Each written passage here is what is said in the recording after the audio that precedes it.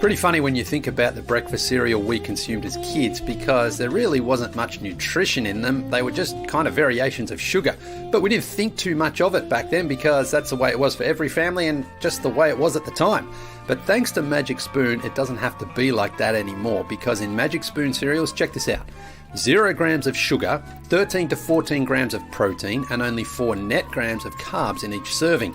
And there's only 140 calories in a serving. Keto-friendly, gluten-free, grain-free, soy-free, and low-carb. And you can build your own box from available flavors such as cocoa, fruity, frosted, peanut butter, blueberry, and cinnamon. And it gets even better than that, because 2 flavors that were introduced for a limited time in cookies and cream and maple waffle, well, now, just like 90s British boy band Take That, they're back for good. So it doesn't matter if you're a Robbie, a Gary, a Howard, a Mark, or a Jason, you can indulge your favorite Magic Spoon cereal and know that it not only tastes great, it's great for you. Go to magicspoon.com/nodunks to grab a custom bundle of cereal and try it out today. And be sure to use our promo code NODUNKS at checkout to save $5 off your order. And Magic Spoon is so confident in their product, it's backed with a 100% happiness guarantee. So if you don't like it for any reason, they'll refund your money, no questions asked. So it really will be a case of whatever I said, whatever I did, I didn't mean it. I just want my money back for good, and you'll get it. Remember, get your next delicious bowl of guilt-free cereal at magicspoon.com/nodunks and use the code NODUNKS to save $5 off. Thank you, Magic Spoon, for sponsoring this episode. Look, your dad's been working on the garage all day, cleaning it out. It's hot as hell out there. So I'm going to have an In-N-Out for lunch with IPAs. Probably about 3, okay? You got a problem? Tell your mom. I don't give a fruit.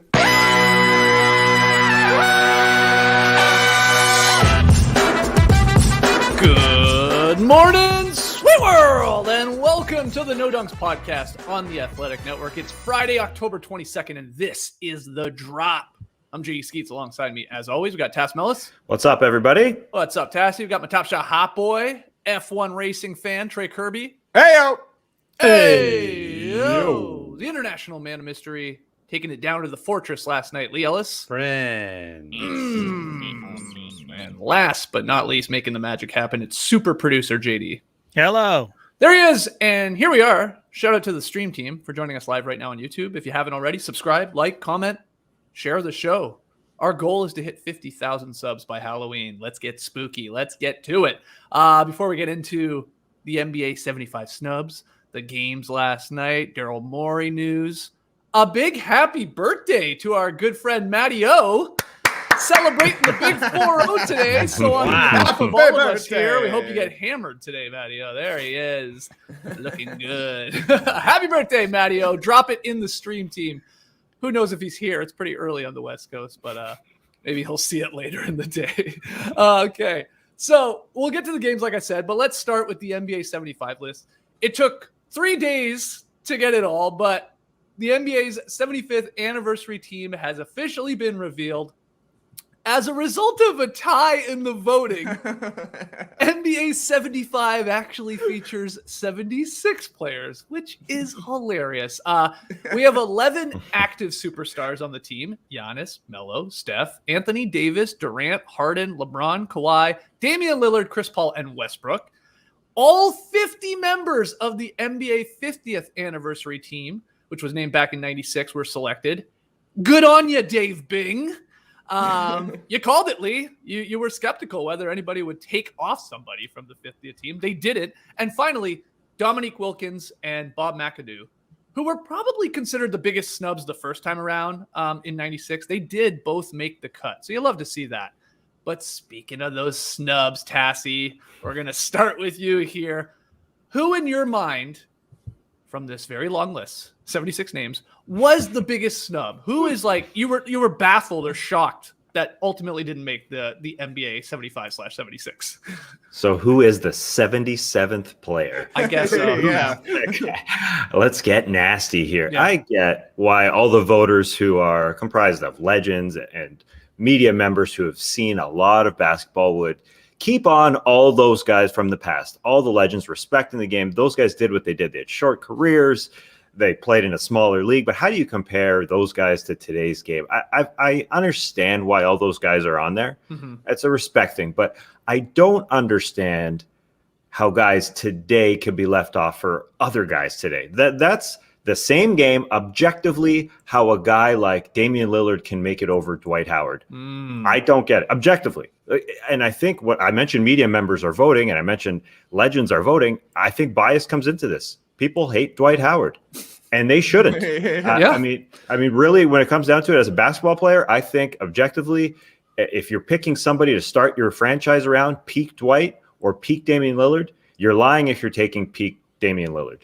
He's a great player, obviously. Mm-hmm. He has done legendary things these last few years, but it wasn't that long ago. Dwight Howard was the best center in the game for several years. And I say objectively because the stats, the accolades bear it out. Now, Dame's going to get some more All-Star appearances. He's not going to end at 6. He's not going to end at 4 All-NBA appearances. But Dwight, 8 and 8 in those categories. 8-time All-Star, 8-time All-NBA. And then a huge cherry is the 3-time Defensive Player of the Year awards that he won.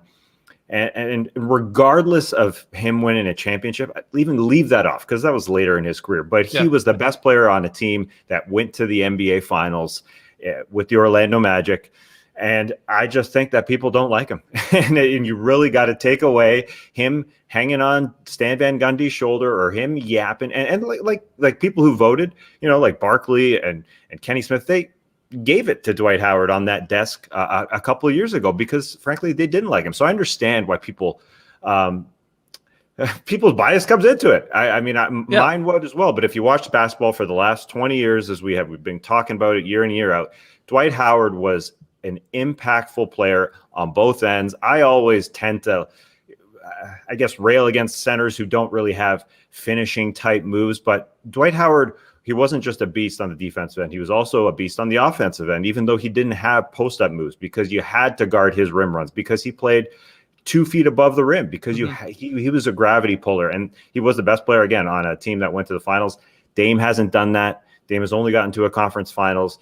He's going to do some more things in his 30s here, but I think, frankly, the second part of Dwight's career where it didn't work out with Kobe, he went and played for the Wizards. He went and played for the Hawks.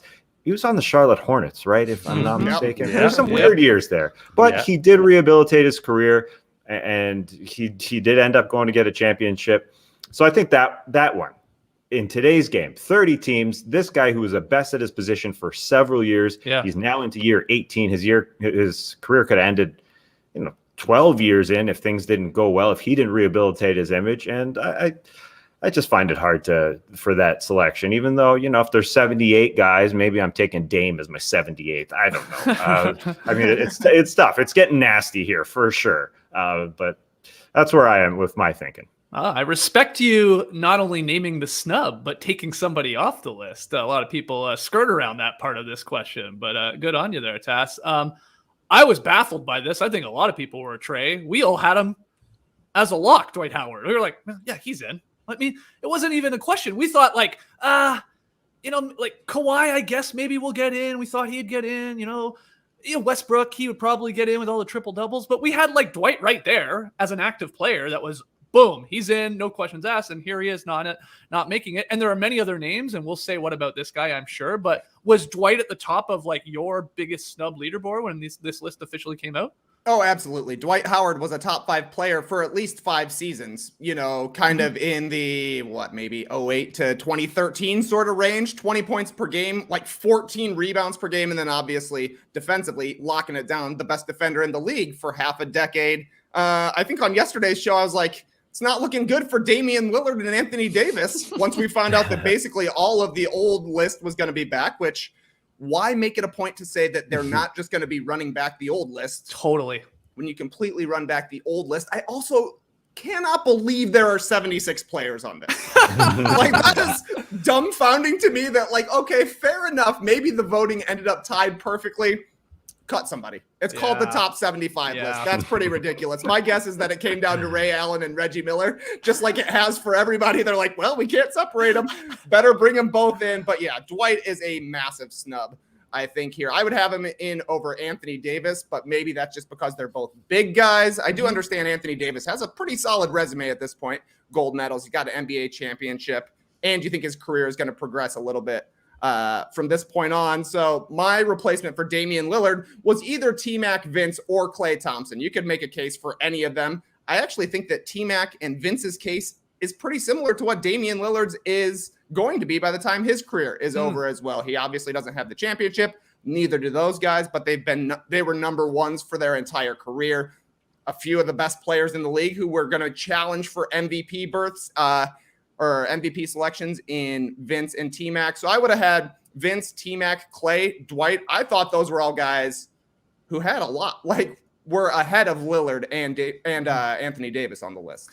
Yeah, Leigh, what'd you think about this? I know you were down maybe at the Fortress getting in some pregame shoot around there. Luka at the free throw line. I saw your Instagram stories and tweets and stuff like that. But you saw the list come out where you must have been happy that your guy Rodman got in there because you had him in very early when we started talking about this list. But yeah, what about some of the other snubs? Or is it Dwight the biggest question mark to you? Why is he not there? Yeah, well, the problem is that there's no one formula that encapsulates everything that we all agree on. You know, some of us go on pure numbers or accolades, and others give more weight to playoff or championship success. And I also think there's just a measurement for me of that dude was just a straight up baller, and that doesn't necessarily have stats or championships to back it up. You know, and I think the thing with Dwight, I think Tass touched on it there, is Dwight's kind of been a dick for 5 years, 6 years now, and that sort of erases that dominance that he had early on in his career, where he was literally probably the most impactful at both ends of the floor, not necessarily in terms of putting up 35 points a game and 18 rebounds, but just the gravity that he pulled on that team. Stan Van Gundy was the coach for the time, and he was like, nobody has so many sort of such reach on both ends of the floor as Dwight Howard did, and he did. Yeah.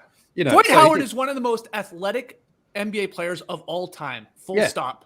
And he's 6'10", and he played center, and he was just a beast. But I think really what they needed was a rubric. Let the science to determine who makes it. Because on a scale of 1 to 5, were you a baller in the times? That would have been a factor because I look at people like Carmelo Anthony, a fantastic scorer throughout his career. Deserving of his place as far as he's the top 10 all time.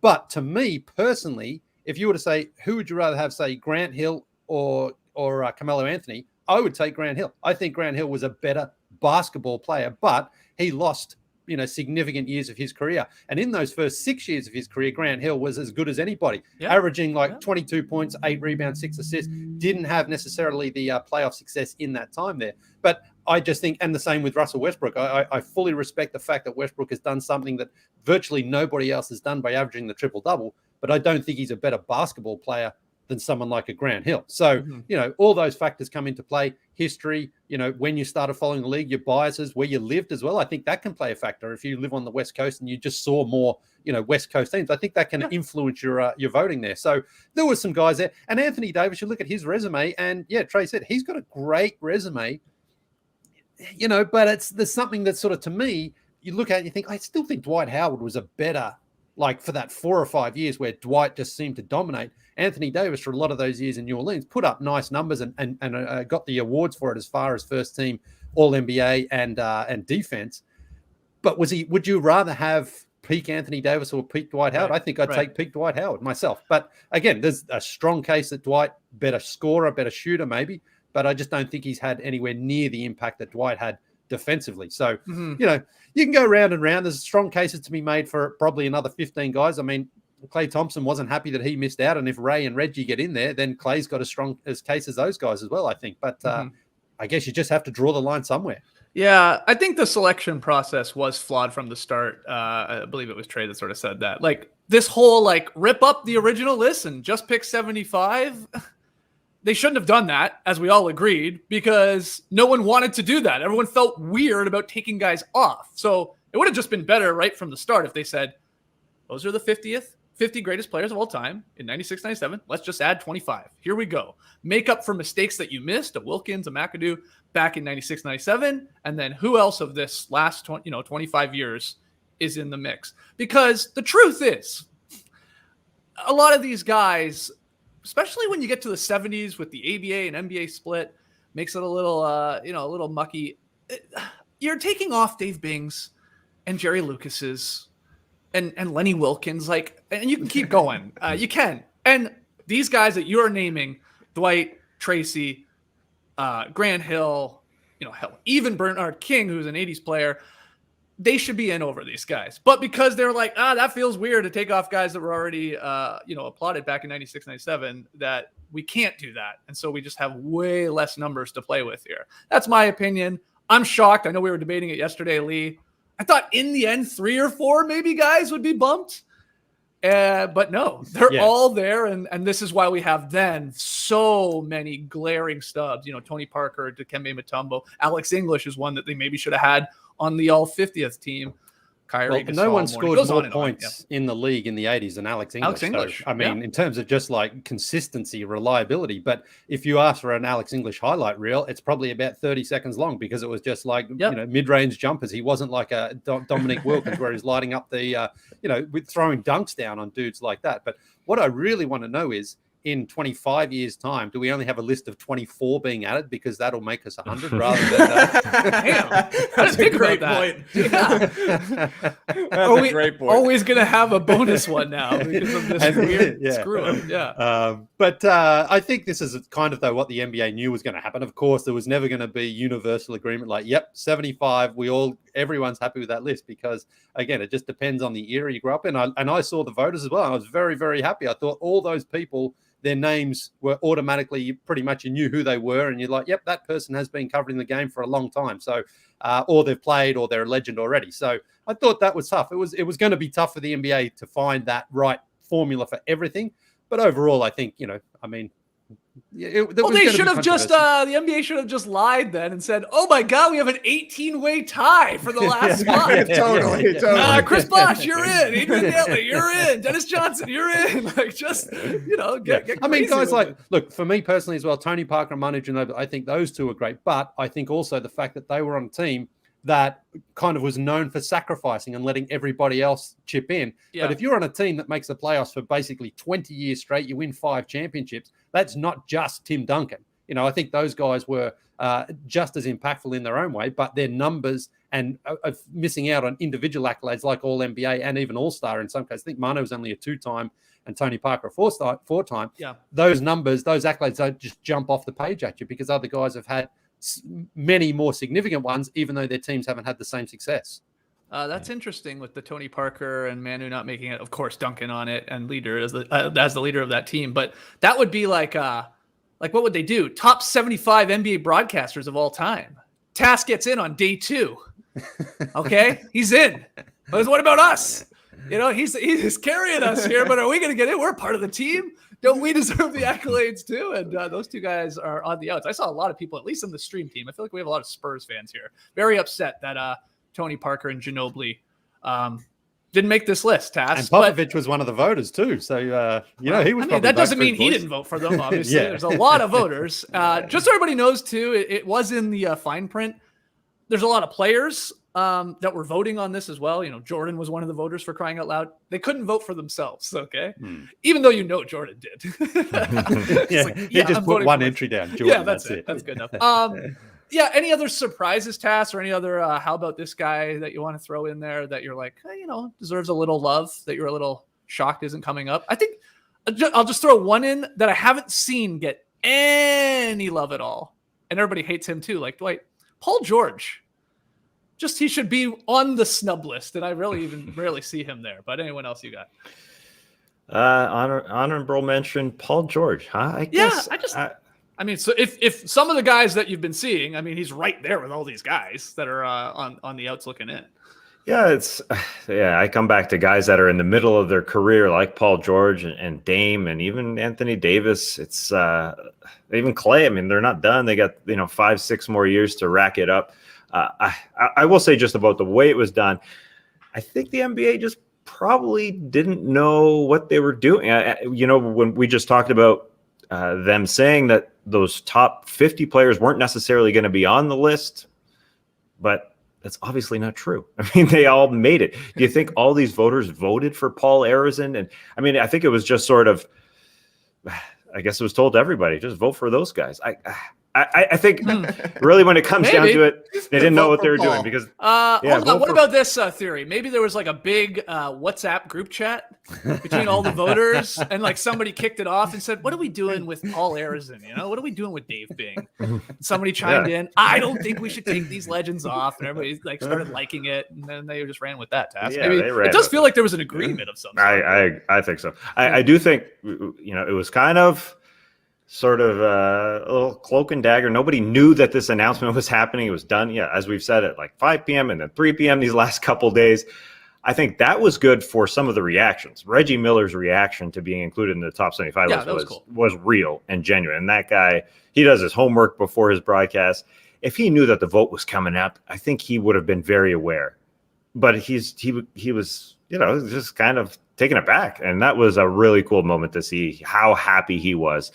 I think, I don't know. I mean, we can do what about this guy forever, but Powell is somebody that, I don't know, a super, super talented dude, just such a modern player, to be able to pass as a big guy. And I don't know, I kind of looked at his stats, not incredible in terms of all NBA selections, 6 All-Stars. He's like 21st in blocks, 28th in rebounds. Like he did a lot. So I don't know. He could be, I guess he's an honorary snub, but that feels like the non-Americans were snubbed a little bit. I don't know. There's a little bias there. Well, they started off well. The first 25, there was 4 non-Americans, so maybe that was it. They were trying to say, we're going to get all the non-Americans out there early. Show a bit more love to the rest of the world, but dried up a little after that for sure.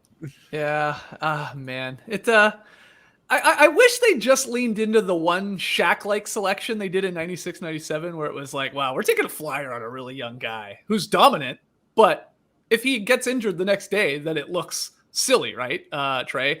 And in the end, that seemed to be Giannis because, like, Lillard's even older. I know these guys are playing. I mean, Anthony Davis a little bit younger than Lillard. I wish Jokic was on this top 75. I wish they just, said, we're fine with this. This guy's like a triple-double machine. He's already got an MVP. He's already won playoff series. He's pretty special at that position, the way he plays. I do wish they just went with one Shaq-like addition here, a very, very young guy that they're banking on to be there, to be one of the best players for, let's say, the next, 5-10 years or whatever. So you're taking off Anthony Davis because that's the guy, pretty much. Yeah, well, I mean, I'd be taking off a bunch of old guys, but you're right. If they're not going to do that, then it has to be a Lillard or an Anthony Davis. Yeah, and I think you can convince me that he's maybe more deserving in a weird way.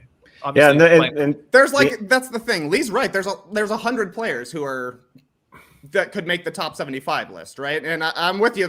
Having an MVP in your pocket seems like it should count a little bit more than going to the Western Conference Finals once, because Jokic has gone to the Western Conference Finals once as well. So I probably would have had Jokic over Lillard, but really, if you're keeping all 50 of the originals, neither of those guys is actually that close on the list to me.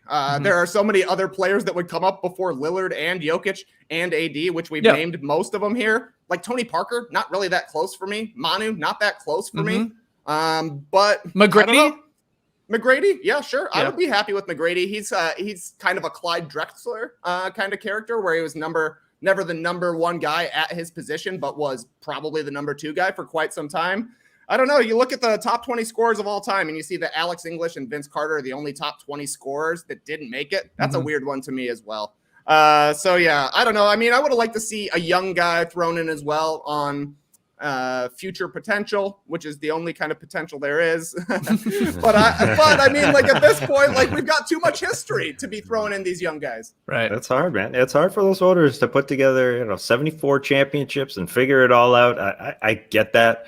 Maybe as part of the science, I'm not sure how you do a scientific baller sort of examination, but I think you could put together a number for MVP votes. Like you guys said, Jokic got 1, but even just throughout their career, if you could put together some rubric, some number for where they finished in MVP voting. Like we talked about Dwight Howard, he went 5, 4, 4, 2, 7 in a 5-year period. Yeah. That's freaking high if you're going to relate it to a bunch of these modern day players. So maybe there's some number there that they could look at, right? Because all these great legends who, in terms of the media, like even Marv, who's been watching basketball, forever, he got a vote. Is he comparing the 90s to the aughts to the teens here and see who did extremely well? Like Dwight was, again, we've already said it, but one of the best players for 5 straight years. He could have won an MVP, and does that just throw you in there? I guess not. Derrick Rose isn't there, but that kind of thing. Jokic and Rose, I guess, right now are the only current MVP players to not be on this list. Now that Bob McAdoo made it, yeah.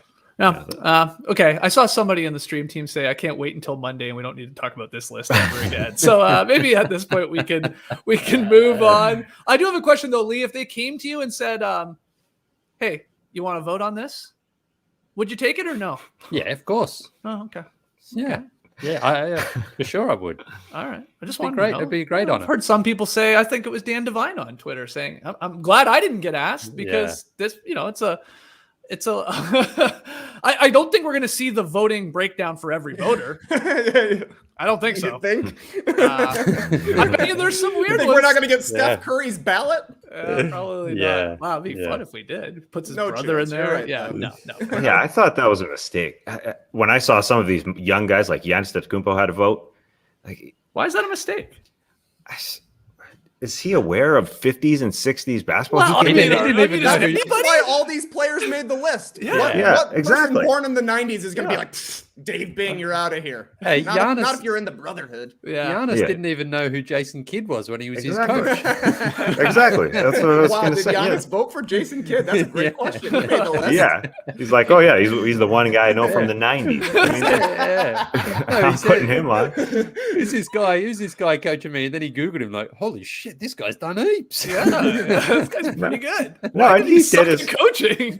Yeah, it's just tough. I mean, Giannis did his homework for the Bucks players. There's that great video of him looking up the banners and looking up all the players and Marquez Johnson and the Bucks legends up there. But yeah, I mean, was Paul Arizin? Was he watching tape of Paul Arizin and watching tape of Lenny? And anyway, yeah, all those 50 guys. I'm not so upset that the first 50 guys got a pass. It's just like, keep adding on to them, but don't lie to us. You either had to cut like 20 or you had to cut like, well, you couldn't cut just 1 or 2. I don't think that would have just looked. Sorry, Azarin. Sorry, we messed up 25 years ago. We're not making that same mistake this time, man. You're out of here. Like it would have just been Paul so insulting. Arizin, Dave Bing, even Lenny Wilkins. Their names have never been said more than over the last like 3 or 4 days.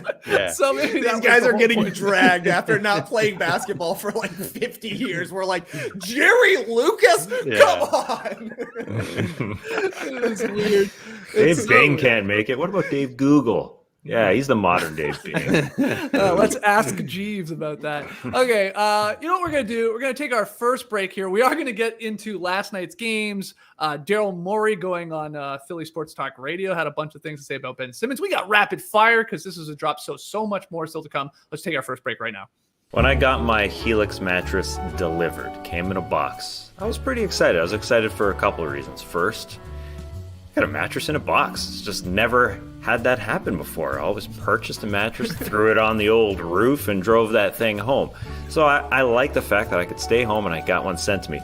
The other reason, I thought the unboxing would make me a TikTok star.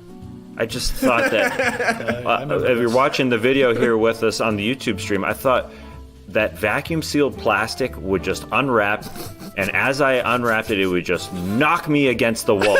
But it did absolutely the opposite of that. People aren't watching TikToks for a full minute, and that's what happened to me. Nothing happened for the first 30 seconds, although I thought I was going to get hit as soon as I started to peel the plastic a little bit. I jumped out of the way. Look how scared you are. I thought I was going to get hit. Legs taken out. Yeah, nothing happened, though. It was a little anticlimactic, I gotta be honest. I'm actually so glad you posted that video because we got a new mattress over the summer and Laura was very nervous, the same as you. She's like, we gotta have the kids away from this when we open it. We gotta be very safe. We gotta put away everything breakable. I'm like, trust me, this is going to be fine. It is going to be anticlimactic. Do not put this on TikTok. Yeah. This will not get you any views. I saw what Taz did. It was a crappy 45-second video of him being a little bit scared. I get what you're saying, Laura. I get what you're saying. I thought I was done. I was done for. I just thought it was so packaged so tightly that mattress would get to its full shape. It didn't happen, although I pulled it apart. It did get to its full shape, and I have enjoyed it since. And you will too. If you don't like it, you get 100 nights risk-free. They'll even pick it up for you. If you don't love it, I don't even think you have to repackage it in the plastic. Helix even has financing options and flexible payment plans, so a great night's sleep is never far away. Helix even has cooling technology. If you and your family can never agree on the temperature of the thermostat, you better believe that's us. Couples fight about a lot of things. Your mattress doesn't need to be one of them. Oh, temperature talk. Every night in my house. Can't go without it. Love it. And then in the morning when we wake up, let's talk about the temperature one more time. Who runs cold, who runs hot in your house? I run hot underneath covers. Right. And Danielle wants it warmer. I can't stand it. You like get it hot. Cool during the night then? Yeah. My lower half gets scorching hot. I sweat. Yeah. Anyway, cool. Helix is offering up to $200 off all mattress orders and 2 free pillows for our listeners at helix.com/nodunks.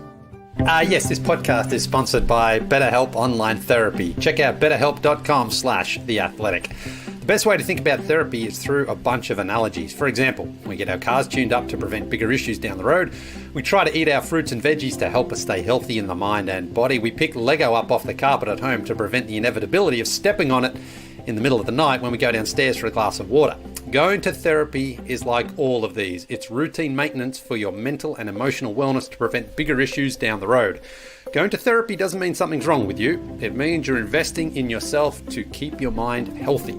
BetterHelp is customized online therapy that offers video, phone, and even live chat sessions with your therapist, so you don't have to see anyone on camera if you don't want to. It's much more affordable than in-person therapy, and you can start communicating with your therapist in under 48 hours. Why invest in everything else and not your mind? This podcast is sponsored by BetterHelp, and No Dunks listeners get 10% off their first month at betterhelp.com/theathletic. That's betterhelp.com/theathletic. You want to know what makes LeBron James King James? Do you? Sure. Sleep. That's right. Some people say sleep, not scoring or passing, is LeBron's best skill. And now Calm, the #1 app for sleep and meditation, has teamed up with LeBron to help you activate the power of sleep. LeBron and Calm know that your mind is like any other muscle in your body, but you don't have to be a world champion to learn how to train it. Calm can help you train your brain so you sleep better, reduce your stress, and perform at your best just like King James. Sleep is a critical part of LeBron's mental fitness routine, quote the King. Getting good sleep and finding time to rest is one of the most valuable things I can do for my body and mind. From the sound of rain falling on leaves to bedtime sleep stories, Calm puts me to sleep within minutes, which means I wake up ready for any challenge. LeBron said that. So, head to calm.com/nodunks today. For a limited time, you'll get 40% off a Calm premium subscription. That's calm.com/nodunks for 40% off a premium subscription. Calm. Sleep like a king. Back with No Dunks. The stream team has a great suggestion. JD, I'd love to hear your thoughts. Worst case scenario says, do a top 75 No Dunks ad reads. Wow. No? Straight up, no. No. Well, I said wow, but wrap my head around it. What would be at the top of your list? I know I'm putting you on the spot here. One or two that really stick out to you that are legends. I mean, one of my favorites, but it's more infamous than famous, is Leigh cracking up during the BetterHelp ad read. That was a classic. Yeah. Leigh Got had the giggles that day. Giggles. Yep. Yeah, I definitely got the giggles that day. This is also good. A couple people in the stream team suggesting top 75 No Dunks intros, cold opens, if you will. So there's more work for you, JD. We can do all these. Pile it on. I'll just put it on my inbox, and I'll get to it eventually. Yeah, people are saying, "Hey, JD, do you want to do blank top 75 on the show?" JD's answer: No. No, thank you. Okay. Finally, into the games from last night. 2 blowouts, but one really close one, and we'll start with that. Steph Curry going off for 45 points on the day he's named to the top 75/76 list. Warriors hold off the Clippers. Close one, like I said, 115-113. Trey, big takeaways from the Warriors improving to 2-0. Wins over both of the LA teams now. Hope y'all didn't go to sleep for the first Curry flurry of the season. Leigh, I know you did. Pass, did you? I watched the first half and he caught it. Missed the Caught flurry. the flurry. Got the flurry. Skeets? Yes, I was watching the first half as well. Was watching from bed the second half. Old Skeetsy closed his eyes a little too hard. Ooh, a little Fell rain asleep. on the lead. Yeah, but woke up. I had the AirPods in too while I was sleeping, and I woke up for like the final 4 minutes, so it was sort of perfect. So yes, I caught the 25-point first quarter explosion there, the Curry flurry, and then I saw the ending where he hit like 2 bombs to help them get the victory. So sleeping with the AirPods in, that's real sicko shit. Yeah. I did not expect it. I thought I was going to be able to dunk on everybody except for Leigh, because I stayed up for this, and it was totally worth it. 25 in the first quarter, like y'all mentioned, 9 for 9. Including 5 of 5 from 3, gets the group chats going. He's on pace for 100. Came up a little short. Yeah. Steph Curry finished with 45, but the nice thing, like you're mentioning, Skeets, gives you those little doses of energy as time goes on. You're like, you're getting the blinky guy meme. Your eyes are falling asleep. You get them barely open, and the guy hits a 30-footer. You're like, okay, here we go. Let's stay up for a little here. They needed all of those points, the Warriors did, from Steph Curry, because they built a big lead in the first half. But first half leads are not real. The Clippers came back from 17 points down in the second quarter, tied things up by halftime in the second half, really back and forth until Steph Curry closed it up in the fourth, waking Skeets up. 10 points in the final 4 minutes. He hit a couple of long balls here, massive three-pointers, also a couple of big rebounds to close off defensive possessions. So a nice win for the Warriors in the home opener. But I was honestly impressed with the Clippers, the way they battled back. Paul George had a great game. He had 29 points, 6 assists, pencil him in for second-team All-NBA. Eric Bledsoe, second stint with the Clippers, was a pretty nice start. 22 points, 3 steals, making plays, playing defense. And Reggie Jackson didn't shoot well, but he added 6 assists. You can tell that the Clippers at least have a lot of guys who are going to be able to make plays off the dribble, which seems like it's going to work out nice from this season. However, the problem, not a lot of big guys on the Clippers. The Warriors won the battle on the glass 53-38. They grabbed 10 offensive rebounds. The starting bigs for the Clippers, Morris and Zubac, 4 rebounds total. Not great. That's going to be a problem long term. I do think it's tough to play small ball that small for a whole season. But all things considered, fun game. Really liking my Warriors finals pick after 2 games so far. Steph Curry is obviously straight up balling right now. And the defense looks like it's going to be pretty solid as well. I will say the Jordan Poole finals MVP pick took a little bit of a hit yesterday. Yeah. That guy was playing some insane basketball, especially in the second half. He believes. Oh, yeah. But it's going to be one of those things. I think I can either see him maybe just getting like benched for a couple of games here because he goes down and shoots with confidence, but sometimes it's just like a terrible shot. But Damian Leigh, a little bit the same out there. He hit a couple of threes for them late there, but Jordan Poole, I think he feels that he's on the right path here, but he just needs to sort of pick his spots a little bit better than he did last night, especially late in the game when it's tight. And Steph, I mean, those 2 threes that he hit late, the one that was sort of just to the left there, straight on. It was like a broken play. Yeah. Draymond's like, here, just shoot it. And then he basically ran to that sort of right wing there, and it was like, this is the best offense they have, and he knocks that one in as well. I mean, that's just so demoralizing for the Clippers, who, as Trey mentioned there, they actually fought back. This was a real playoff type game for the Clippers, like we saw last season. They're never out of it. They can look terrible at times, but they always come back. And Eric Bledsoe's a guy who I have picked on a little bit in the past, but last night he was engaged at both ends, and that's the Eric Bledsoe that so many teams have been hoping to get, the Bucks and the Pelicans, and now he's back in LA. He's only 31. I mean, he has been an all defensive player before, so he can do it. It's just whether or not he stays engaged and stays focused. And I think last night was one of the better examples of him doing that. And, making sure he's active defensively, but then not just like taking it easy on the offensive end. While Kawhi's out, they need someone else to step up. Reggie Jackson, I thought, was good. Morris hit a couple of threes for them, but they need another sort of guy who can consistently score. And that can be Bledsoe if he just stays on track. Tass, any notes from this one? Well, yeah, just to add on to the Bledsoe thing, the Clippers rehabilitated Reggie Jackson, who was released from the Detroit Pistons last year.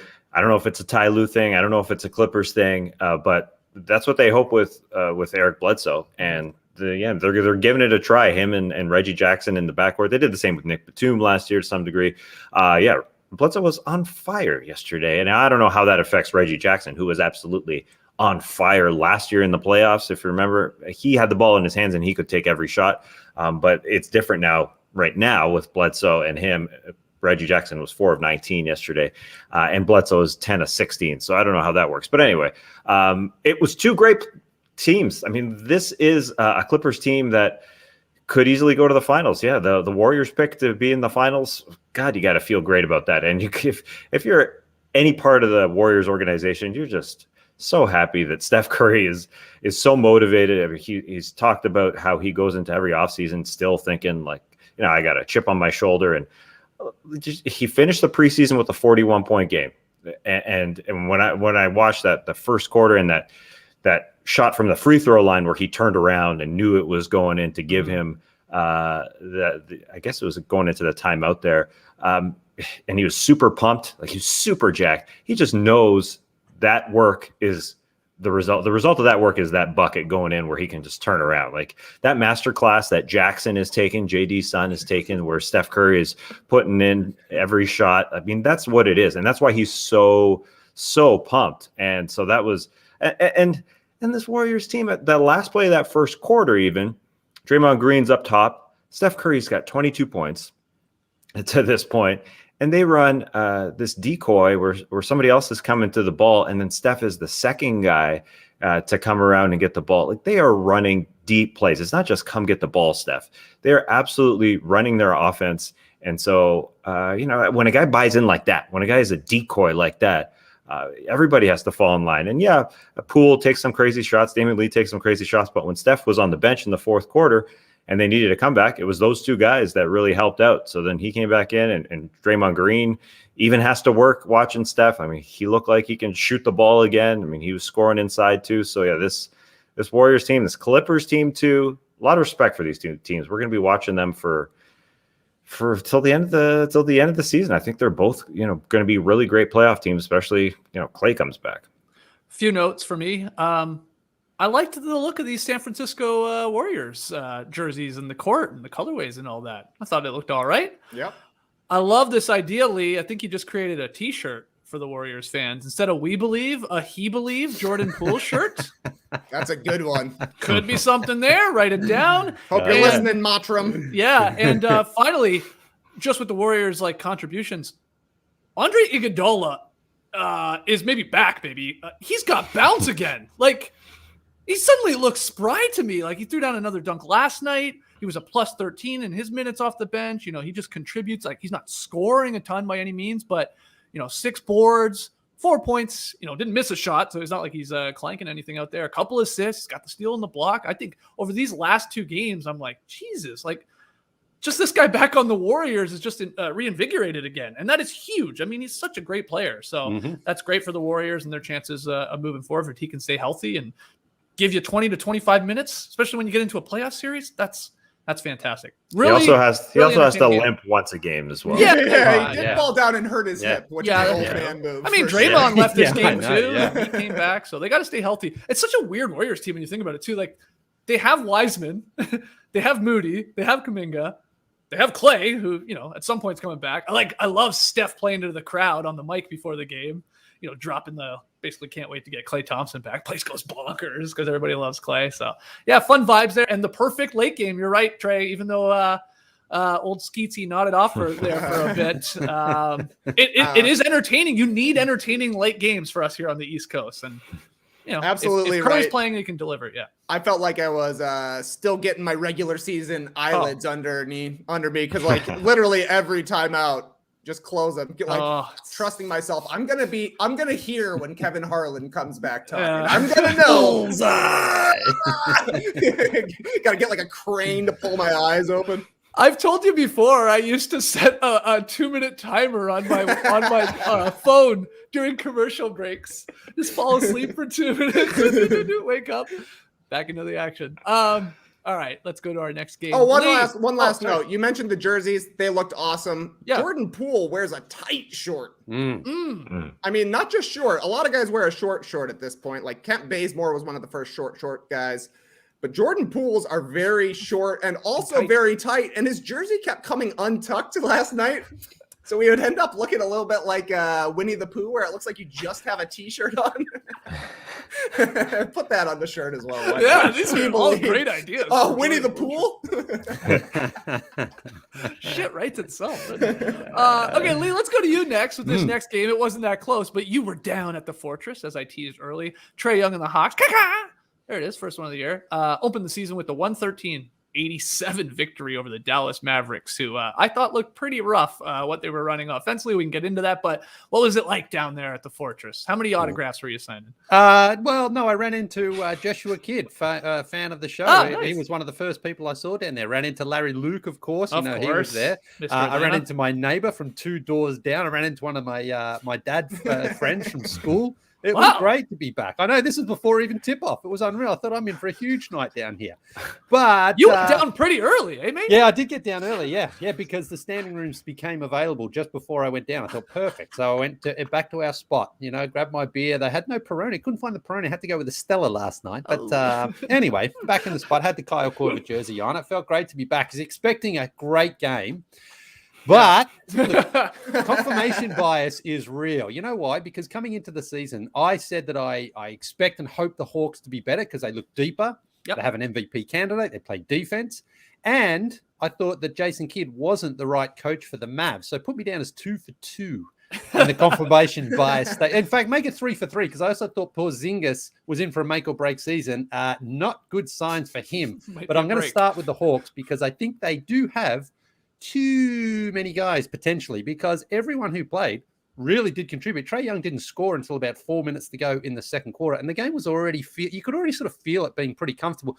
Mavs got out to a big start, 10-2, but it was like, honestly, their offense for the rest of the game appeared to be Luka, you can pass if you want, and if you guys get it, shoot, that's fine, or Luka, you can just try to do it. There seemed to be absolutely no cohesion on offense at all. They had no idea what they were doing. And I was shocked because Luka had an okay game, but it was kind of like there was just no plan, there was no plot, there was no real idea of what they're doing. For the Hawks, it was like I say, Trey Young, it wasn't like he came out. He only had 19 points and 14 assists, but he didn't need to do much more than that because everyone else got going. John Collins was brilliant in that little mid-range game. He's got a very nice little jumper there. He's confident. He finished with 16 points.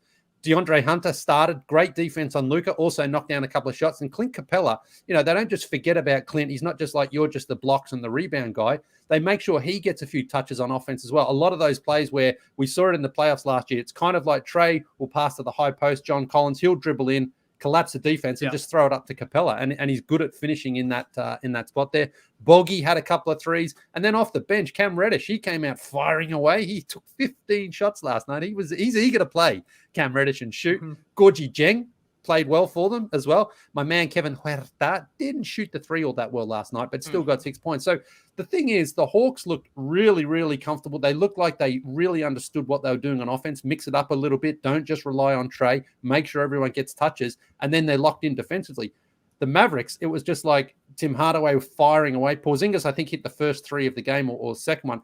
And that was it. Porzingis, the big problem is he doesn't ever try to just go in and contest or give them second chance opportunities on that offensive glass. Remember game 1, Brooklyn and Milwaukee. One of the advantages the Bucks have is Giannis is just tall and long, and there's no one there to contest those shots.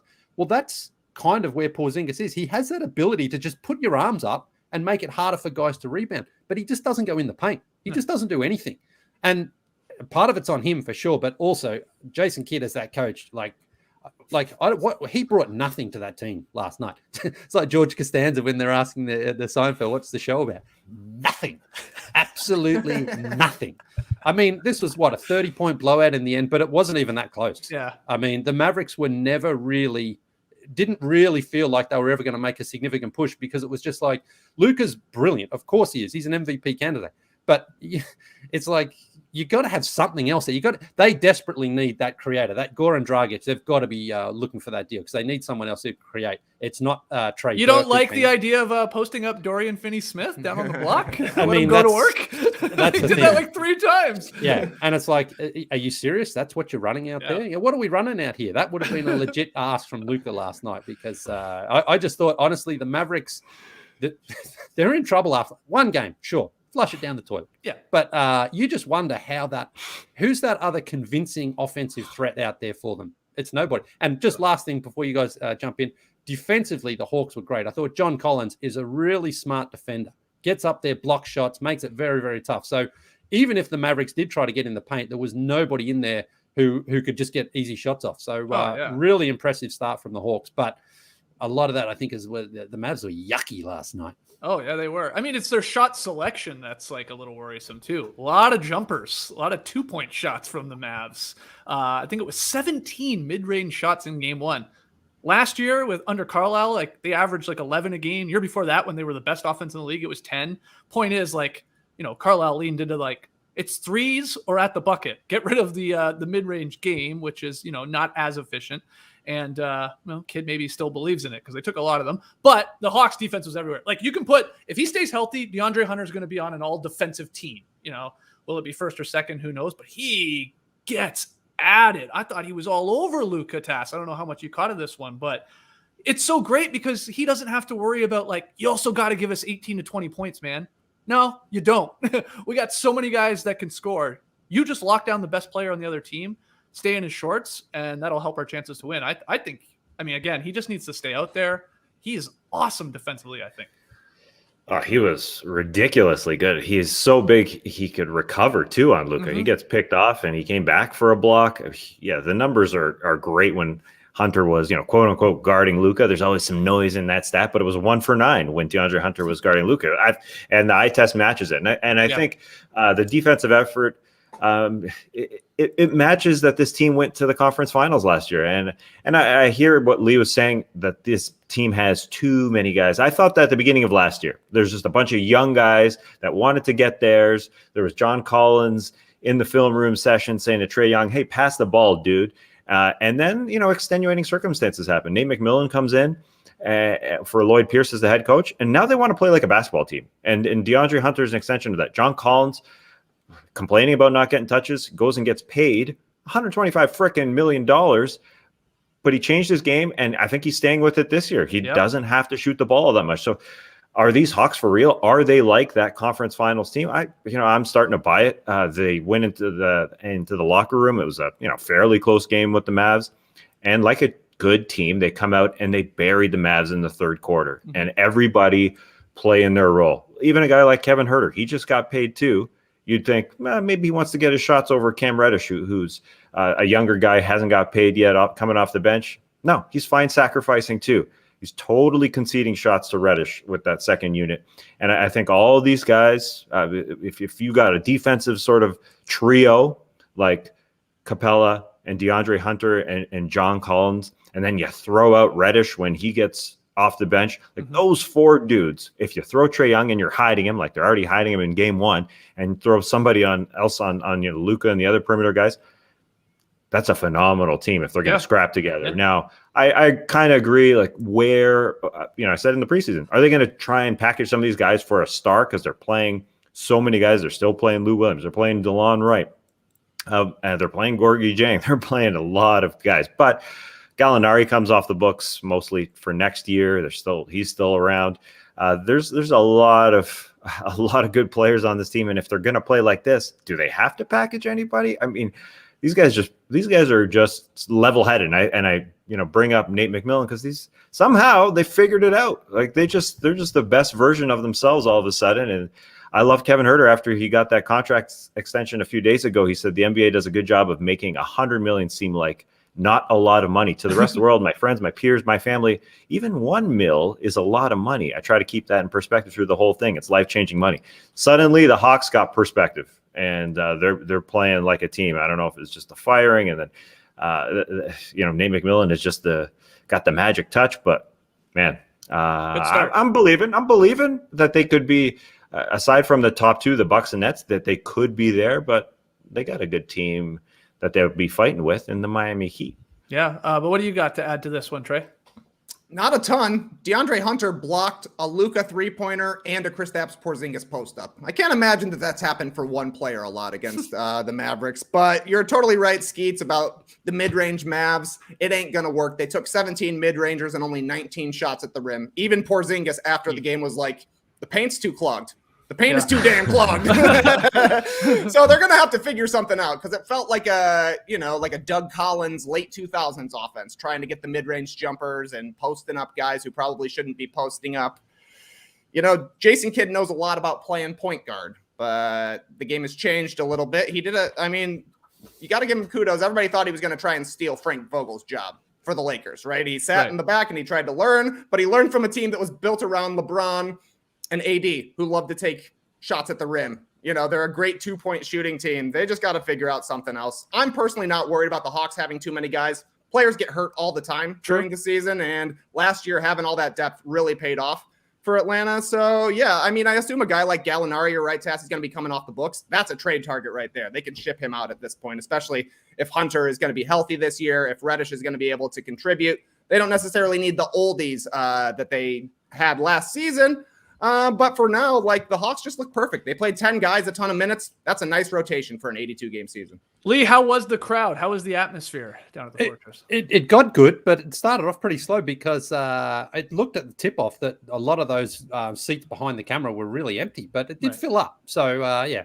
Maybe they were all watching the Braves. I don't know. What time did that one first pitch? The game was on. I think they're pretty fashionably late here in Atlanta, too. Yeah. And traffic doesn't help and all that. But yeah. Doncic, though, there were a ton of Doncic jerseys. Were there? Really good amount of support there for Luka. So it's good. Yeah, it's fun. Great to be back. Great to have you down at the Fortress. Okay, final game here. It was a blowout. Tyler Hero. 27 points off the bench, looking good for a 6th man of the year candidate. Heat destroy Milwaukee, 137-95. That is not a typo. I didn't even really feel that close either, Tass. This was over in a hurry, this one.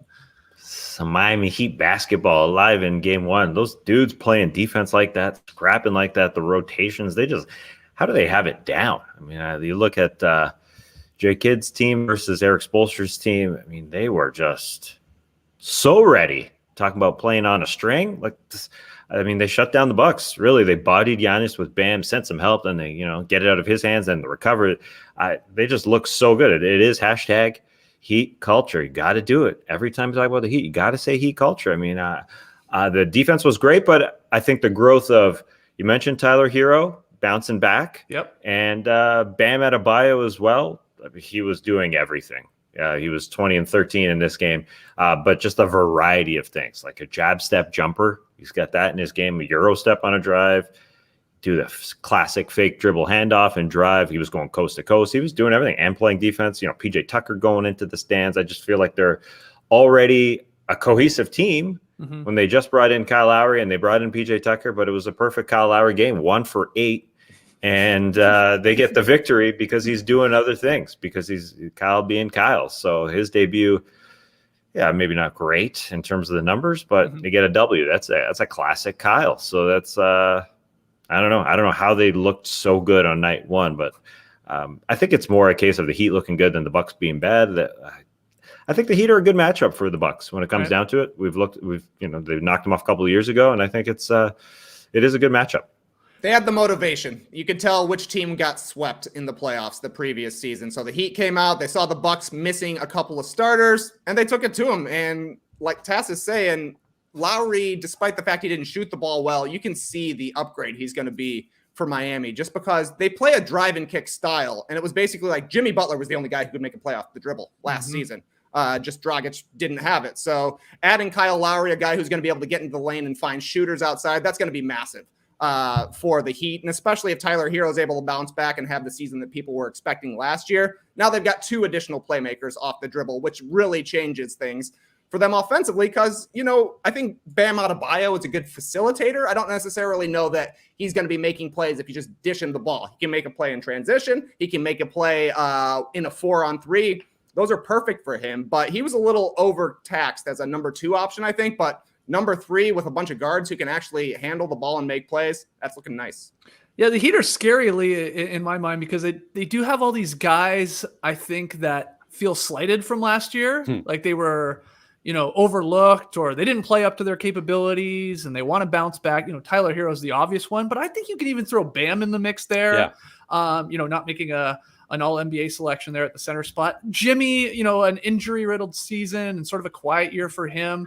Lowry, just a weird year in Tampa, and then he shut down, and he wants to prove that he still got it and deserving of that contract. It feels like there's a lot of guys on this Miami Heat team that it could be the perfect storm in terms of like they bond together to like shut up everybody else and say, we still have it, we're still good, and that time we went to the finals in the bubble wasn't a fluke. I don't know. I just get that vibe from them. This was a great first game for them. And we talk about how a 20-point lead doesn't count for anything in the NBA, but last night the veteran sort of team was like, we're not giving them even a sniff. Now, they were missing Brook Lopez and Drew Holiday as well. Yeah. They're the Bucks, but it was kind of like a veteran performance that you're like, even though they were up big, they were like, we're not giving this team any life here. They humiliated us last season. Let's make sure that we can get some sort of measure of revenge here. I mean, it's a regular season game. No one cares about that compared to a playoff series, but I think that's it. I mean, and I think as well, people are saying, you add a PJ Tucker, he's 35, Kyle Lowry's 35. These old guys, can they still play? And there was that motivation, like, yeah, we're going to be a good veteran team.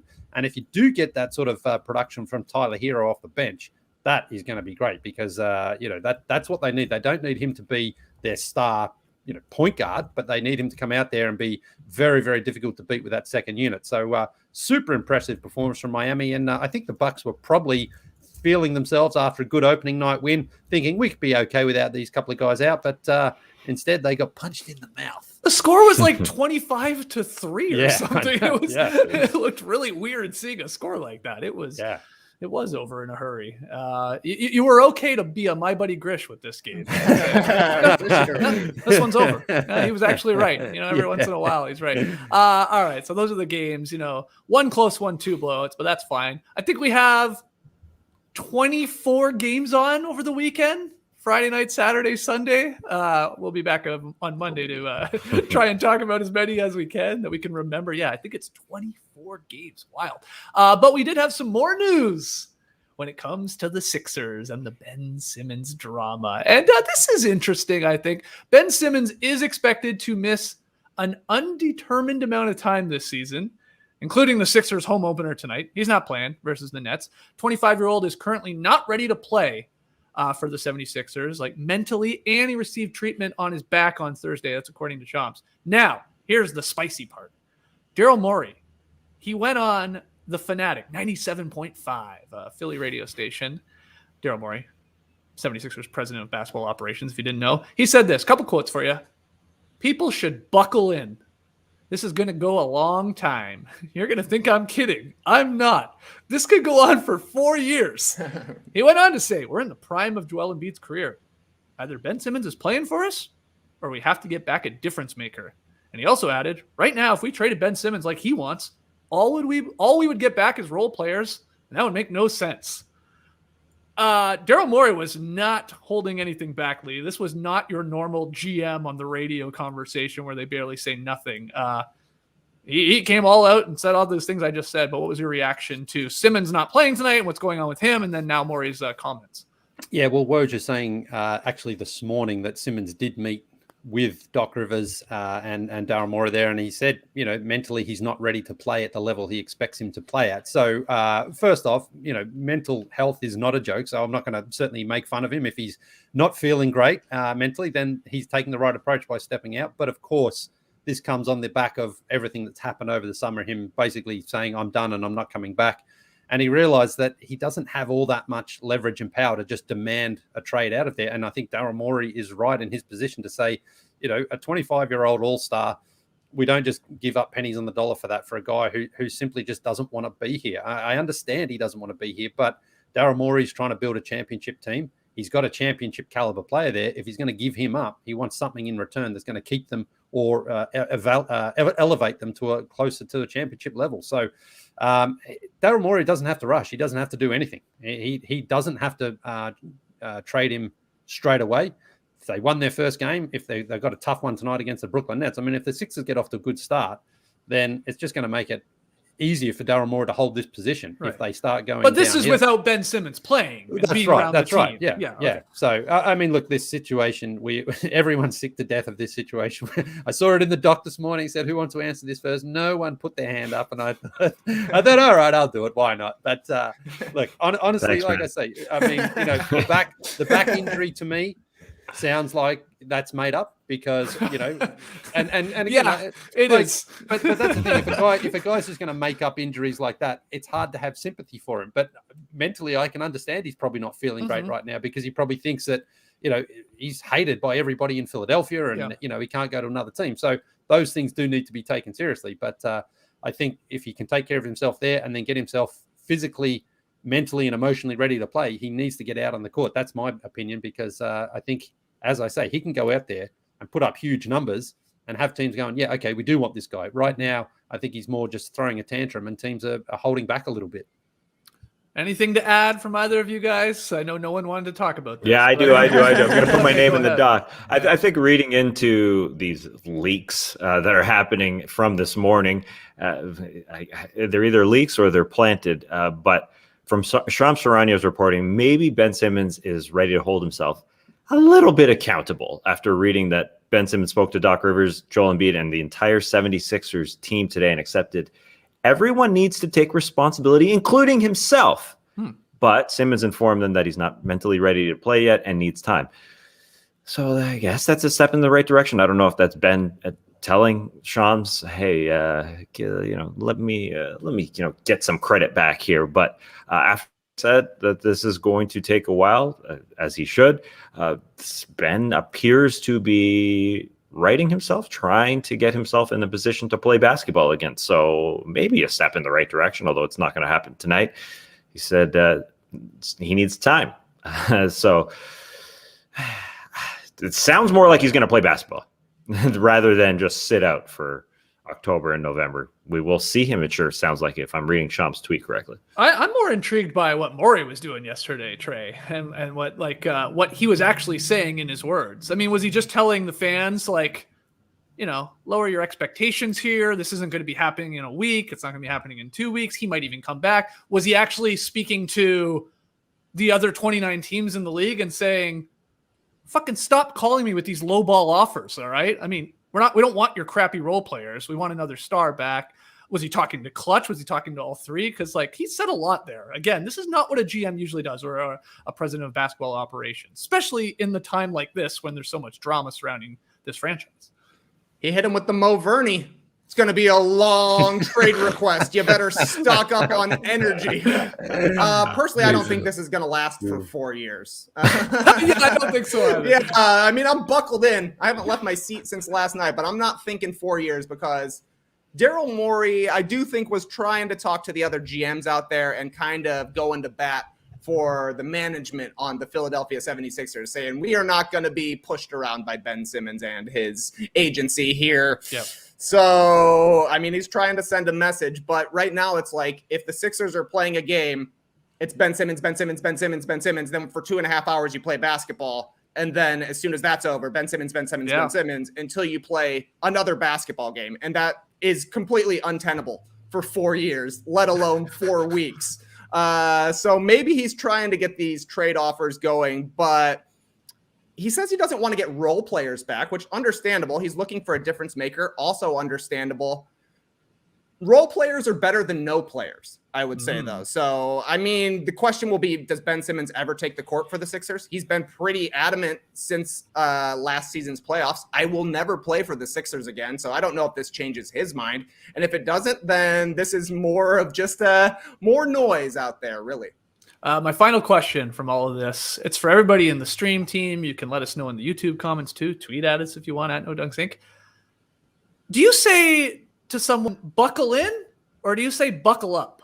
All right. You're driving. We're going on a road trip, Leigh. You got a couple people in the back. They're fooling around. They're horsing around. You say buckle in or buckle up? Well, I'm a buckle upper.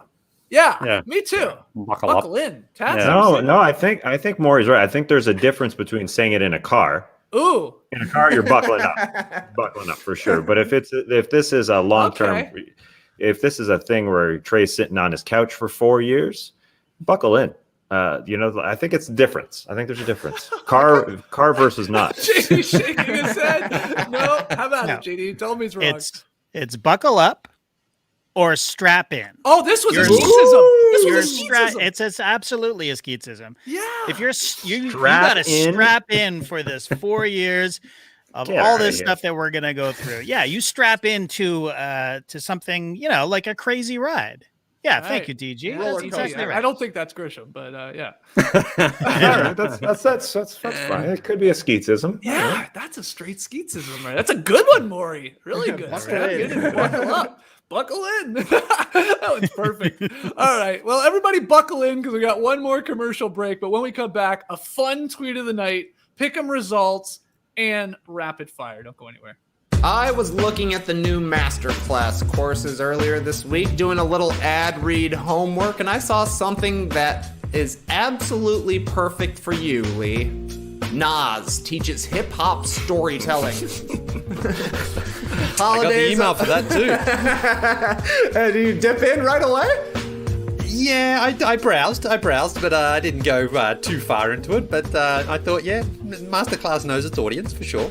Yeah, exactly right, because the holidays are right around the corner. People love it when Chuck G League at this point now, hits us with his signature offbeat flow. But maybe Sunbury's finest could use a little tutelage from Queensbridge finest to take those bars to the next level, because with Masterclass, you can learn from the world's best minds anytime, anywhere, and at your own pace. You got 2 months, Leigh. With over 100 classes from a range of world-class instructors, that thing you've always wanted to do is closer than you think.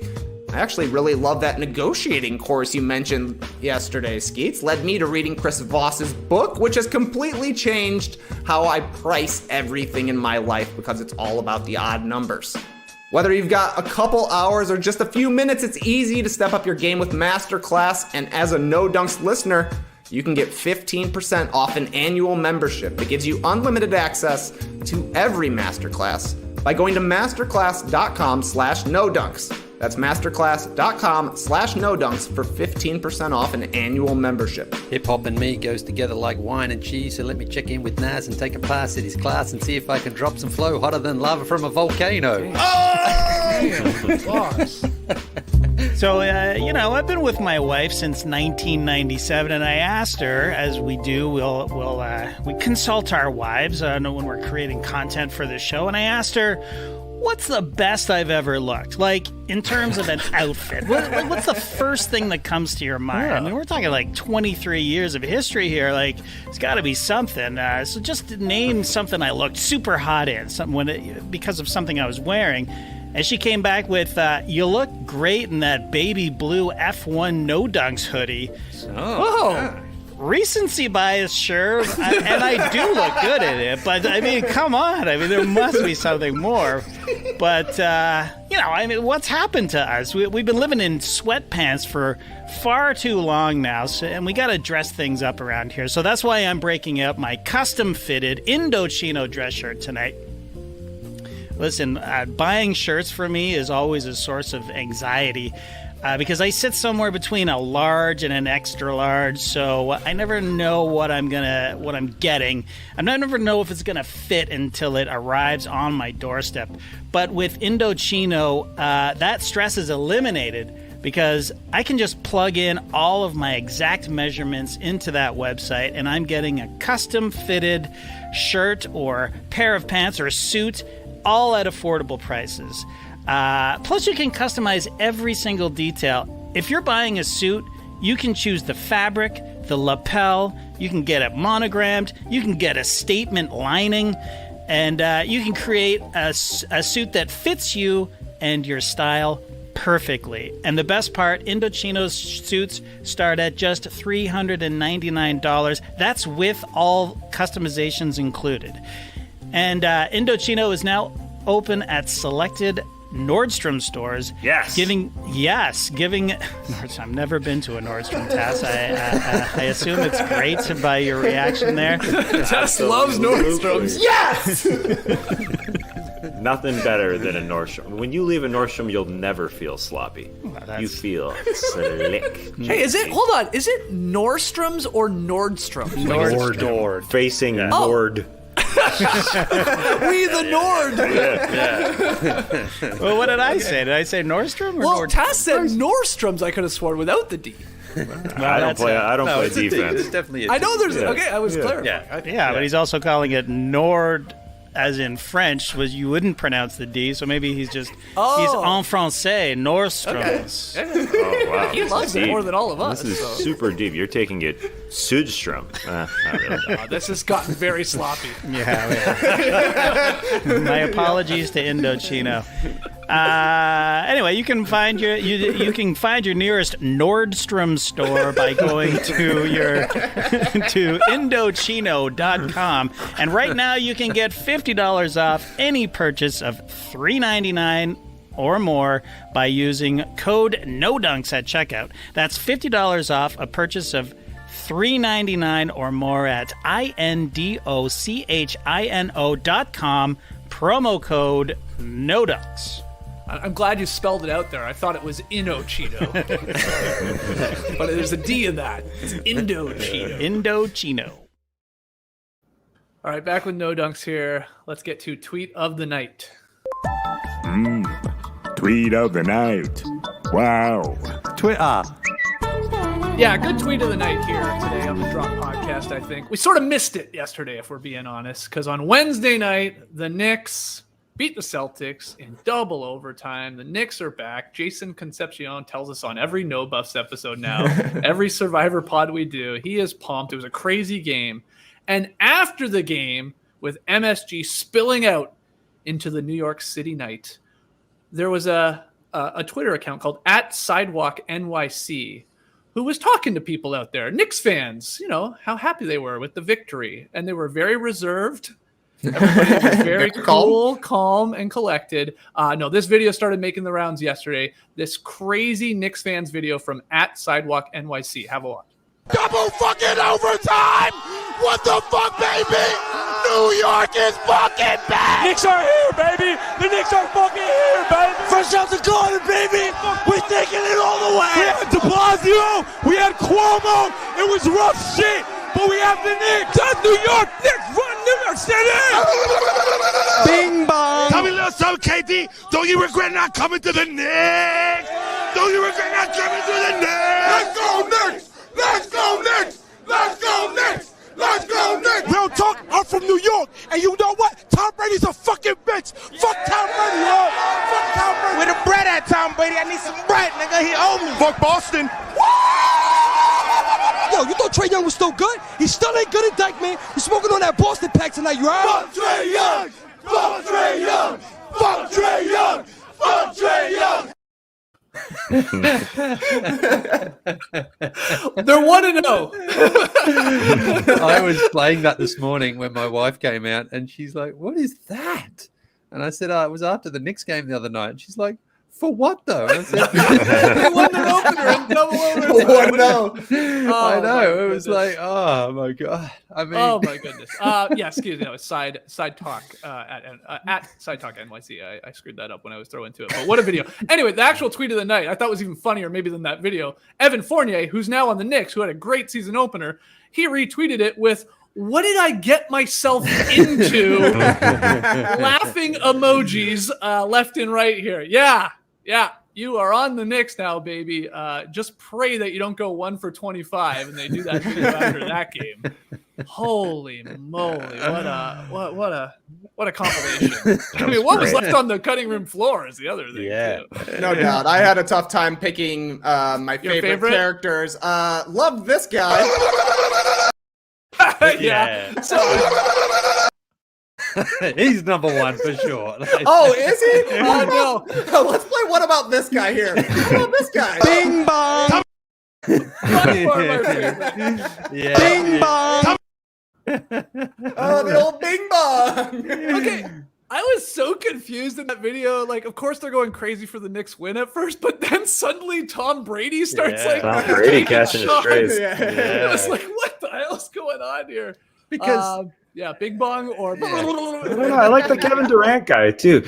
Don't you regret not coming to the Knicks? Yeah, that's good. That's good. De Blasio cops some flames as well there. yeah. Chris Cuomo. What's his name? Was it Andrew Chris? No, Cuomo. Andrew Cuomo. That's right. Yeah. Funny tweet there from Fournier to make an incredible video even better. So Very good. shout out to @SideTalkNYC. Okay, pick 'em results from last night. It was the Bucks Heat game. Milwaukee was favored by 1.5 on the road, and as we said, they got hammered. So Tess correctly had the Heat covering, winning.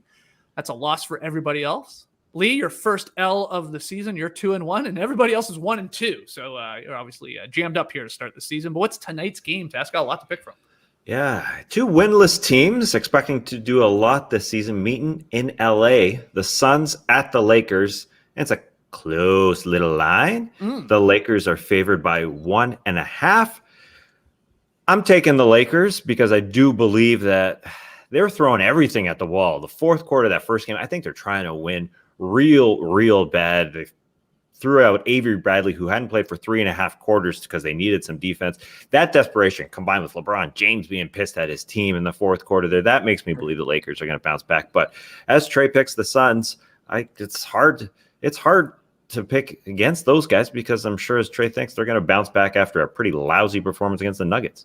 Yeah, leaning into the bean here. Nice. Yeah, they got to pull off a win. I just think it's a continuity thing. The Lakers are still figuring things out. At least the Suns are bringing back their team from last season. Hey, Leigh, did you change your pick? No, I didn't. I think there must have been a miscommunication. So Leigh, next time just say your fucking pick in the Slack. Don't use an emoji. What could you possibly mistaken a sun for when the Phoenix Suns are playing? Hey, I didn't make the graphic. Well, I'm just saying. That's Maybe a good point. Suns That is a sun. It's yellow though. I saw the yellow. Yeah. Oh my God. I thought I put the deer I knew in. this was gonna happen. I put the deer in for Milwaukee. I mean, you're not going to confuse that. I put the Suns because they are the Phoenix Suns. So my pick is officially. I would like to stay before the game starts. Before this is like. There's no inside information. I'm changed. My pick officially is the Suns. So. Bing bong. Okay, you're going Suns. That's a straight up sun, isn't it? Huh? Yeah, it is. Yeah, I'm with you though, Trey. Trey did the graphic, but you see the yellow. I don't know. It does think Lakers immediately too, but it is a Sun. Yeah, it's all. We're gonna be using these so much. Oh man! All right, we're split on this. Tass and I have the Lakers. Leigh and Trey have the Phoenix Suns. Sun emoji. Hold up, I need people to chime in here. Is this a sun? Is that sun right there? Is that really a sun? Yeah, I think it is. But it's not a sun wearing shades. So yeah. I mean, it's almost their like logo though. Almost. I mean, you could put like the word sun. Pretty close. Yeah, it's pretty close. You see the yellow though. I'm sort of with you. I like that you saved yourself 2 characters though by just going with the emoji instead of the abbreviation. Okay. So we're split. That's great. That makes it a little more exciting. Let's end this drop podcast though with a little rapid fire fun, which we do every Friday. Leigh, you got the questions here for our first drop of the season. Yes, I do. And this week, the NBA unveiled its top 75 players from the past 75 years. If you were to come up with a list with 75 things on it, what would it be? Skeety, you go first. Yeah, okay. Usually around Christmas time, I take you guys through my favorite things from the Hammerschlemmer catalog. So this year, I'm going to give you 75 things to buy from this bad boy.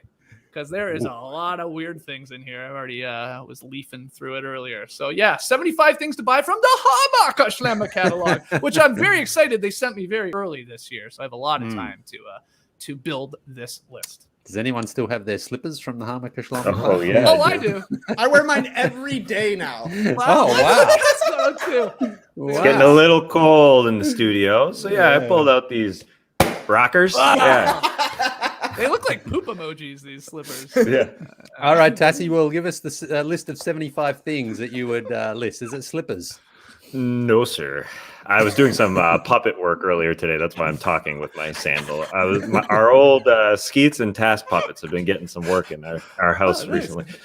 For 75 things, I found this a little tough, but I would list my favorite cereals. And I love cereals so much, I can get to 75 different cereals. Throughout my life, I've definitely eaten 75 cereals because I love them all. I love them all. I even love mini wheats. There's like a billion. There's a whole wheat mini wheat or something. I don't know. Rice Krispies. Are you talking about straight Pebbles. up mini wheats, not like a frosted mini wheat? Yeah, frosted. I mean, I'm a frosted man. I, I can't go that dry. Basket. That's what like the plain mini wheats. Listen, I could eat some rocks in a cardboard box. Like that's what mini wheats are when they get old. And especially in my house when I was growing up, we kept everything. So I could go into my pantry right now. Got a pantry all grown up. Yeah. I could pull out like 10 cereals. You have right 10 now. cereals in your house right now. Right now. I like them old. I mean they're mostly for kids. They're mostly for children. I gotta admit, but I could go through them all. Like I could Fruity Pebble, Cocoa Pebble. You can get into your marshmallow bracket. Your Lucky Charms, your Count Choculas. Currently, I'm a Captain Crunch guy. I'm a Corn Pops guy. I'm not a Captain Crunch berries guy. No thanks. But I could go 75. It would be a controversial list because my number one, people wouldn't like at all. Alphabets. You remember Alphabets? Man, I used to love Alphabets back in the day. They're great. Yeah. Wow. That's Frosted Flakes. Those are great. Those are amazing. They're top 3, 4. Fruit Loops are around. I'm not a Fruit Loops man anymore.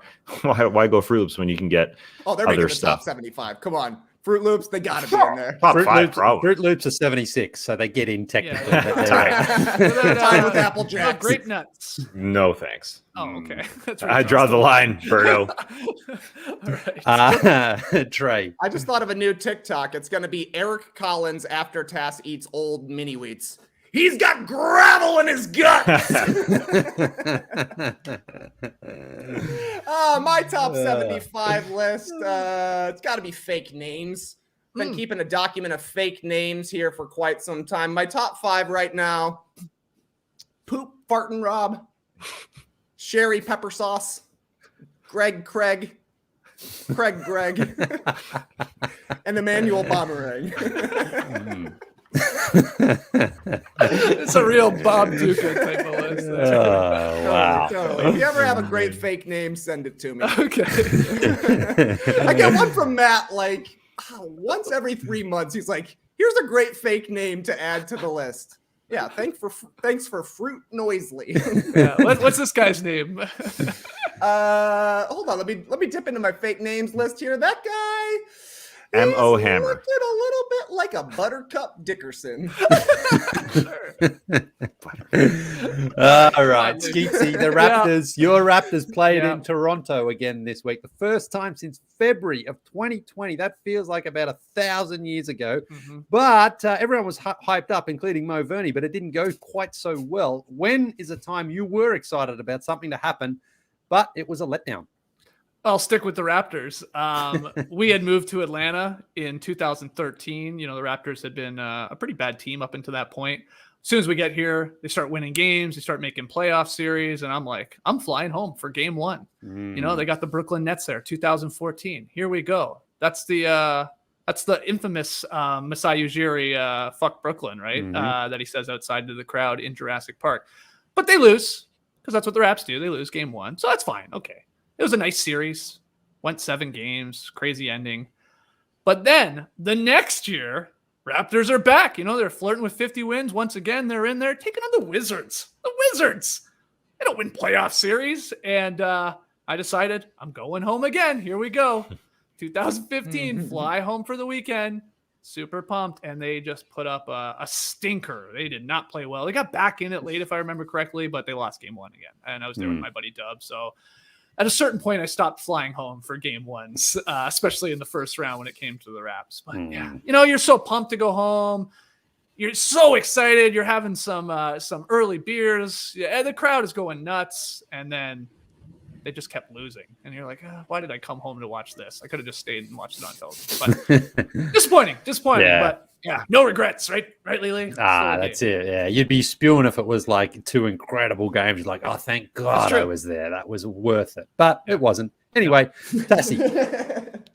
Disappointment for me. I'm sure a lot of people had disappointments in 2020 like this. I was going to a John Legend concert all lined up, but it got postponed like many things. It got postponed a year till August 15th, 2021, which was my 40th birthday. So I said, all right, looking forward to it. But then it got postponed like 3 weeks from that day into early September, and I got screwed.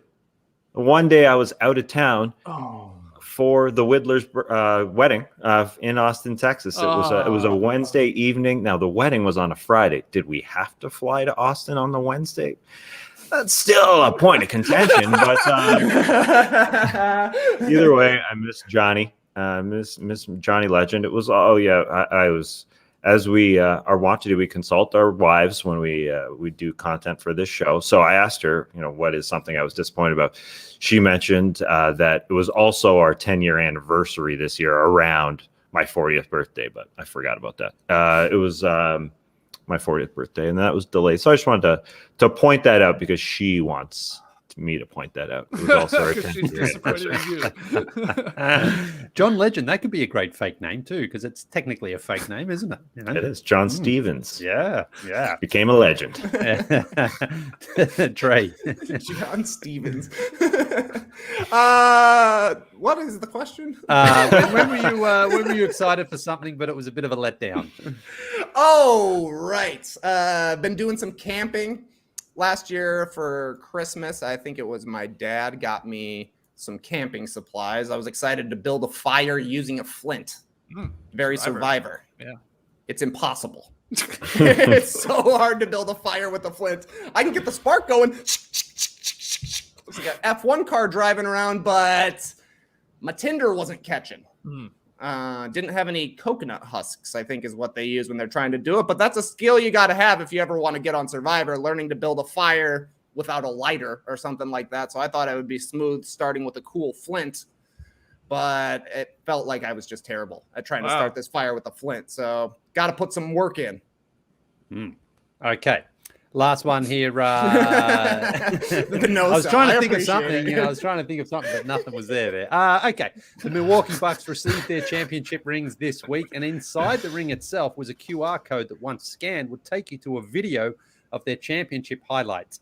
If you could create a QR code for video highlights of a major moment in your life, what would it be? Skeets. This is a little cheesy, but I think that QR code would open up a video of the starters sizzle reel that we played at the end of our run there at NBA TV. I guess it was our second last show. I think we were in Toronto for game 5, if I remember correctly, standing under a weird little tent while it was raining out there in Jurassic Park. But we were signing off. We thought the Raps might win that night.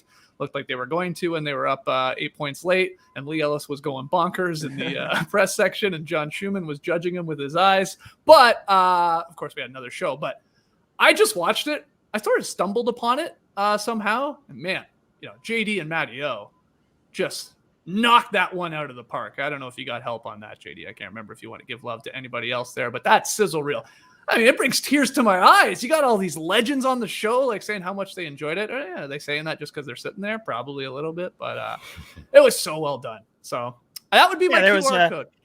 We had a little assist on. Well, okay. We had an editor on that one, okay, but it was Matty mostly, plus me, plus Mark Jackson, and it was great. It was great. So that's what would play. Good one. Lee. Yeah, nice one. The Mark Jackson. Another Mark Jackson. Oh, not the other basketball player, but another Mark Jackson. Another one. Trey, don't write down that name. Mark Jackson. Yeah, that one's taken, unfortunately. Yeah, okay. For my answer, I could use a little assistance too. Going back to the starters days, I would like this QR code because I'm just too lazy to do it, but to compile all my silly quotes from the end of so many shows that we've done. That would be great if somebody would edit that. I know no one will ever do it because it would be on me and not bloody likely. So what about a top 75? Yeah, top 75. Yeah, it's possible. It's possible. So we'd probably miss some. We'd miss, some years. Some of the years at the beginning, those shows are gone. They're long gone. I've got some notes on that one. Maybe we could just revoice some because those are gonna make the top 75. I got some great ones. Some stupid ones. Anyway, lost quotes. Yeah. All right, Trey, finish us off. It's so rapid fire, isn't it? Yeah. Buckle in. These are going to be long answers. Mine's short. I had a starter's answer too, but I'm changing it to a video of this. Bing-bong. Scan my ring, you get bing-bong. It's a ring wrong. Great bing-bong. Great answer to end this rapid fire that's not so rapid. But that is the Drop Podcast, our first one of the year on Fridays here. Thank you so much to the stream team for joining us. Thanks for all your comments. You can email in your questions, non-NBA, NBA questions, whatever you want, for especially the next Beat Steppin' podcast, which will happen next week. No Dunks at theathletic.com to get that in. Hit us up on Twitter at No Dunks Inc. That's INC. Drop a comment below the vid. We try our best to reply to a lot of you in the YouTube comments. I know Leigh always jumps in there. There's always a guy asking you to say something about the Knicks, right, Leigh? Yeah. I think it was when I said I was on the Knicks wagon there a couple of years ago. They hold on to it, and now the Knicks are flying, so everyone's back in town. They want to talk about it. So I guess so. But please just make your response. Bing bong. Every guy down there now. Grab yourself an Athletic subscription if you haven't already, theathletic.com/nodunks. And if you're a Survivor fan, we recorded a new episode yesterday afternoon. No Buffs, Survivor 41 podcast with Jason Concepcion. It was a lot of fun. We had a lot of laughs talking about this episode. So go check that out. No Buffs has its own separate YouTube channel and Apple feed and Spotify feed. So seek that out if you want. And if you're a real Survivor sicko, I'm jumping on Rob Has a Podcast later today here on Friday. So keep an eye or an ear out for that as well. Should be fun. Okay, we'll call it there. Nice quick show again. As our normally turning into 90-minute shows now. It's okay. It's the weekend, guys. Back on Monday here, 10 a.m. Eastern, live on YouTube. So join us then. Subscribe. Tell your friends. Let's get to 50,000 subs by Halloween. Clipper Bros. You heard it here first. Have a great time. Turn up. Love you guys. Awesome. Thanks for joining us. And remember, this one is more of a visual one because, JD, you asked Rachel what was the best you ever looked for your Indochino ad.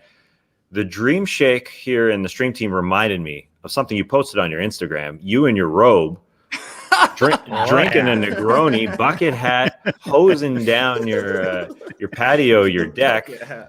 That is your best look. You can find this at JD's Instagram if you want this visual. You got all the shades as well. So you agree this is your best look? By far. And a bucket hat. Yeah. I mean, it's the best. Yeah. Embrace the weekend, people. Look at that hose too. It's a heck of a stream from that hose. Thank you very much. Embrace the weekend, people. You could stay every day, and I'd be happy every minute.